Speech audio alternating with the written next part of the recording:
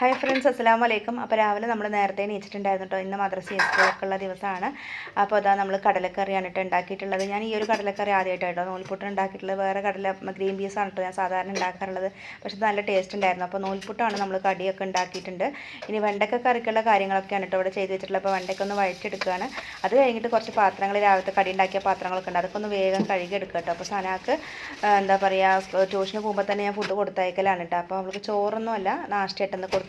ചോറ് ചില ദിവസങ്ങളിൽ തന്നെ കൊണ്ടുപോകുള്ളൂ. കാരണം രാവിലെ നാഷ്ട പോലും കഴിക്കാതെ കേട്ടോ ആൾ പോകൽ, എത്ര പറഞ്ഞാലും കഴിക്കൂല.